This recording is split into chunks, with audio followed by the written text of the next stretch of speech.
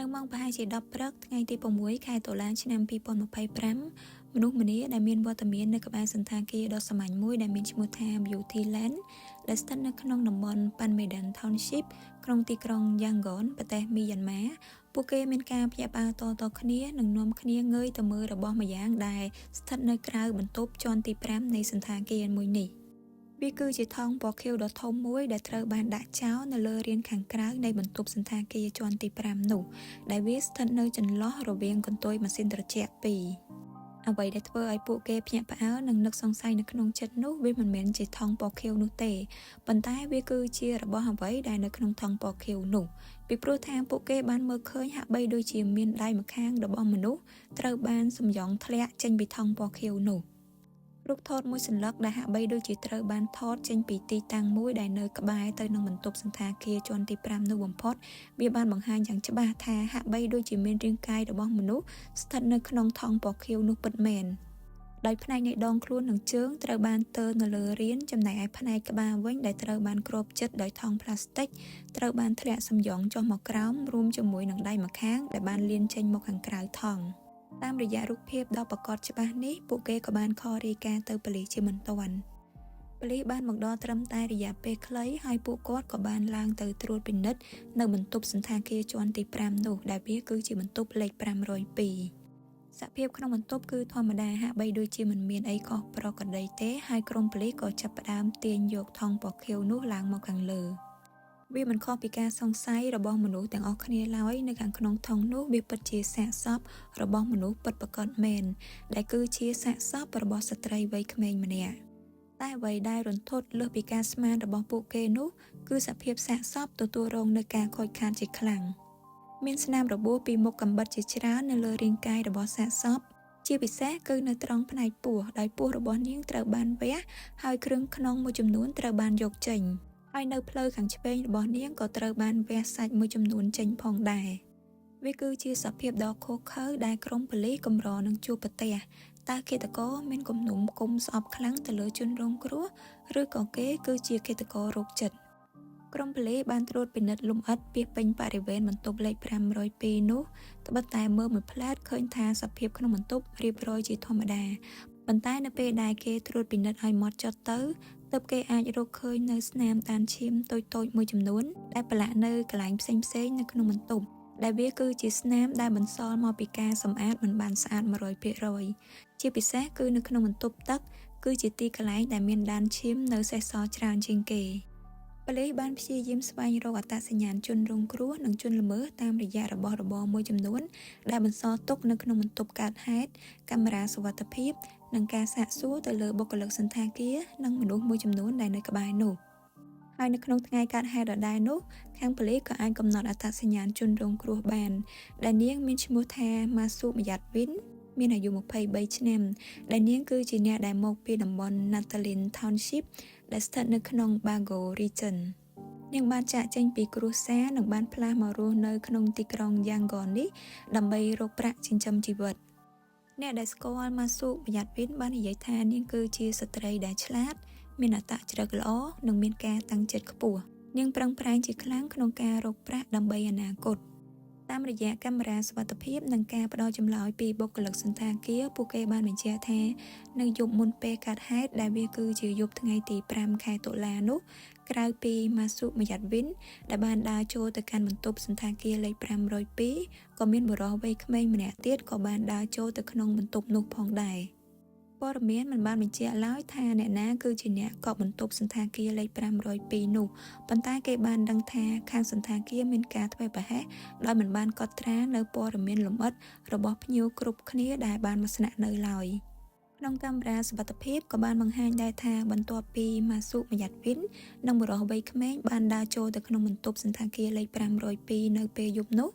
ក្រោយមកទៀតនៅពេលទៀបភ្លឺចូលដល់ថ្ងៃទី6ខែតុលាគេក៏ឃើញមាននារីវ័យក្មេងម្នាក់ទៀតបានដើរចូលទៅក្នុងបន្ទប់សន្តាគារលេខ502នោះទៀត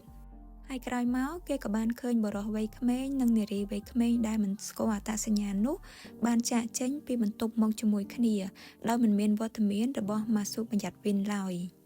គេបានសន្មតថានៅពេលនោះម៉ាស៊ូមយ៉ាត់វិននាងត្រូវបានសម្លាប់និងទម្លាក់សាកសពទៅរានខាងក្រៅរួចទៅហើយ ហើយបុរសនិងនារីវ័យក្មេងមួយគូនោះបានក្លាយទៅជាជនសង្ស័យ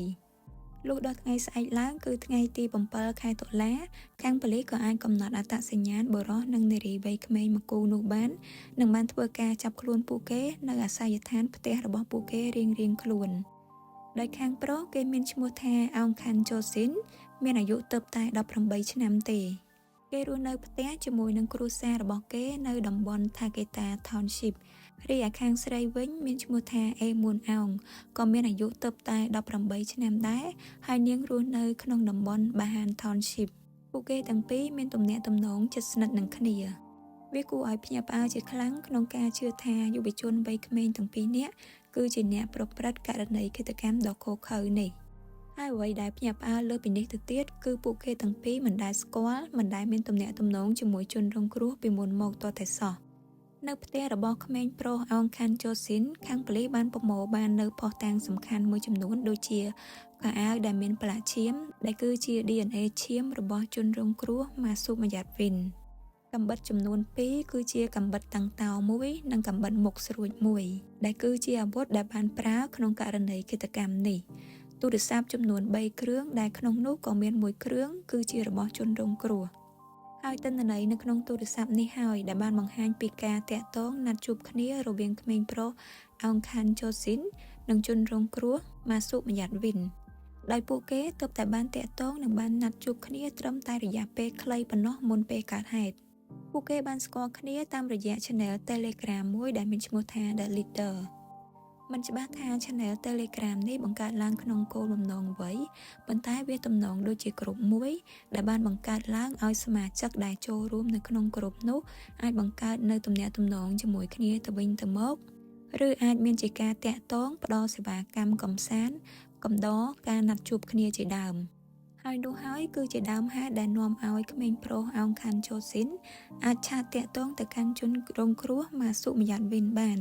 ព្រោះតែពួកគេសុទ្ធតែជាសមាជិកនៅក្នុងក្រុម Channel Telegram The Leader នេះអោងខាន់ជូស៊ីនបានឆាតតាក់ទងទៅកាន់ម៉ាស៊ូម៉ាយ៉ាត់វីននៅក្នុងថ្ងៃទី5 ខែតុលាហើយនៅក្នុងការសន្ទនាពួកគេបានយល់ព្រមណាត់ជួបគ្នានៅសន្តាគារ Beauty Land នៅល្ងាចថ្ងៃដដែលនោះដោយអោងខាន់ជូស៊ីនក៏បានសន្យាថានឹងផ្ដល់ប្រាក់ថ្លៃសេវាកម្មណាត់ជួបគ្នានេះទៅឲ្យជនរងគ្រោះម៉ាស៊ូម៉ាយ៉ាត់វីនផងដែរប៉ុន្តែបើត្រឹមតែការណាត់ជួបគ្នាតើវាមានមូលហេតុអ្វីដែលនាំឲ្យឈានទៅដល់ករណីឃាតកម្មដ៏ឃោរឃៅបែបនេះការពិតទៅរឿងហេតុនៃឃាតកម្មនេះវាមិនបានកើតឡើងដោយចៃដន្យភ្លាមដោយមិនបានគ្រោងទុកមុននោះទេអ្វីៗគ្រប់យ៉ាងគឺសុទ្ធតែជាផែនការត្រៀមទុកជាស្រេចរបស់ក្មេងប្រុសអោងខាន់ជូស៊ីនគេមិនបានណាត់ជួបជាមួយជនរងគ្រោះម៉ាស៊ូម៉ាយ៉ាត់វីនដើម្បីឲ្យនាងកំដរគេឡើយប៉ុន្តែគេបានជ្រើសរើសយកនាងធ្វើជាជនរងគ្រោះរបស់គេដើម្បីឲ្យគេអាចសម្លាប់និងកាត់បំផ្លាញទៅលើសាកសពរបស់នាងបាន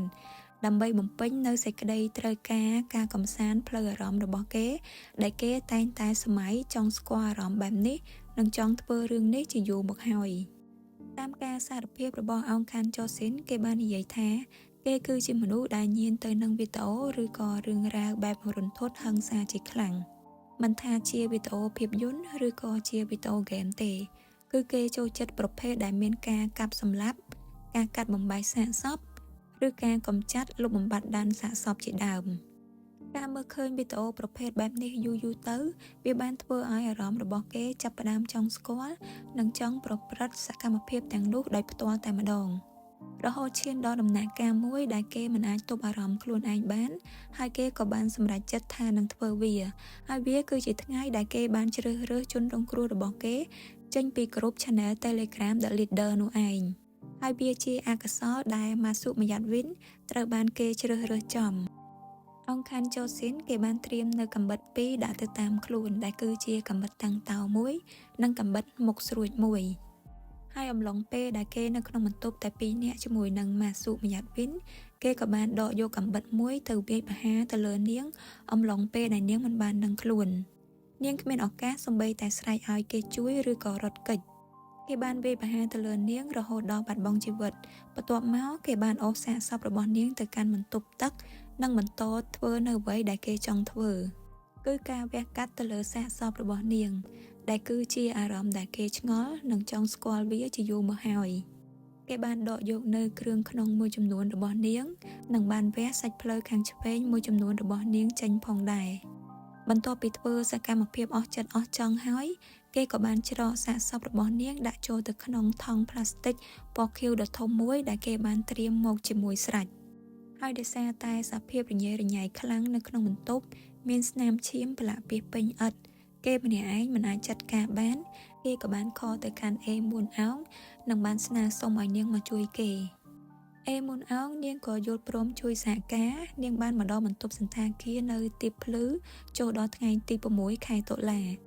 ហើយបន្ទាប់ពីពួកគេធ្វើការសម្អាតរួចរាល់អស់ហើយពួកគេទាំងពីរក៏ចាកចេញពីបន្ទប់មកវិញជាមួយគ្នា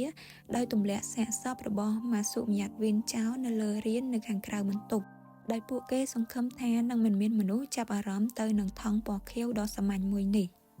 តែអ្វីដែលពួកគេមិនបានដឹងនោះគឺដៃម្ខាងរបស់ម៉ាស៊ូមយ៉ាត់វីនត្រូវបានរបូតចេញពីថង់និងបង្កការភ្ញាក់ផ្អើលដល់មនុស្សគ្រប់គ្នាត្រឹមតែរយៈពេលមិនយូរប៉ុន្មានដោយសារតែរឿងក្តីនេះទើបតែកើតឡើងក្នុងពេលថ្មីៗដូច្នេះដំណើរការនៃការកាត់ក្តីនៅមិនទាន់ត្រូវបានធ្វើនៅឡើយទេប៉ុន្តែរឿងក្តីនេះវាបានបង្កឲ្យមានការលើកពិភាក្សាអំពីផលអាក្រក់នៃភាពយន្តវីដេអូហ្គេម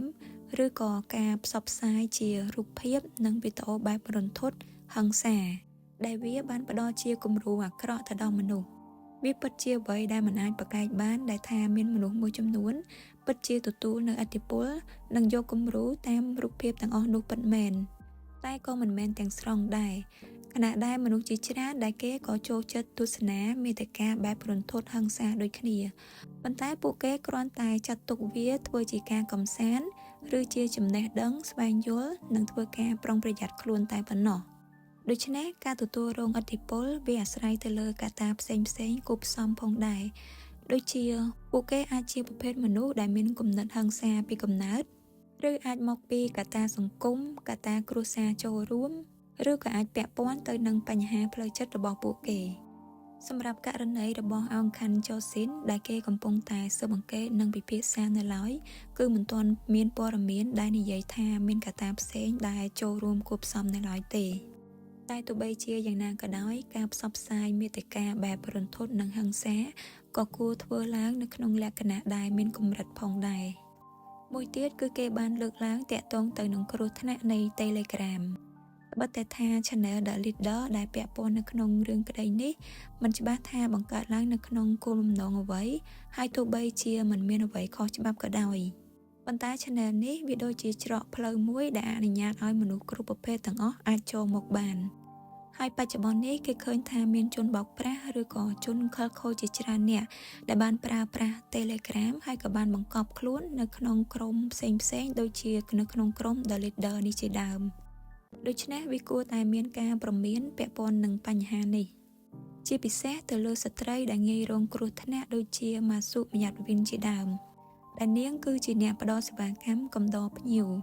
ការងារនេះគឺគ្រោះថ្នាក់និងត្រូវការប្រុងប្រយ័ត្នខ្លាំងមិនត្រឹមតែនៅលើ Telegram ទេប៉ុន្តែគឺនៅគ្រប់ទីកន្លែងគ្រប់ករណីទាំងអស់ពីព្រោះថាករណីស្តៀងគ្នានេះធ្លាប់បានកើតឡើងជាច្រើនករណីរួចទៅហើយតាក់ទងនឹងសន្តាគារ Beauty Land វិញក៏ត្រូវទទួលរងនៅការពមៀនផងដែរដោយសារតែការធ្វេសប្រហែសមិនបានកត់ត្រានៅព័ត៌មានលម្អិតរបស់ភ្ញៀវទាំងអស់ដែលបានចូលមកស្នាក់នៅសន្តាគារនេះត្រូវបានចាត់វិធានការឲ្យពង្រឹងផ្នែកសន្តិសុខនិងសុវត្ថិភាពហើយវាក៏គួរតែជាសារពមៀនមួយទៅដល់សន្តាគារផ្សេងៗទៀតផងដែរគ្រប់ផ្នែកទាំងអស់គឺគួរតែចូលរួមបង្ការគ្រោះថ្នាក់កុំឲ្យកើតមានឡើង។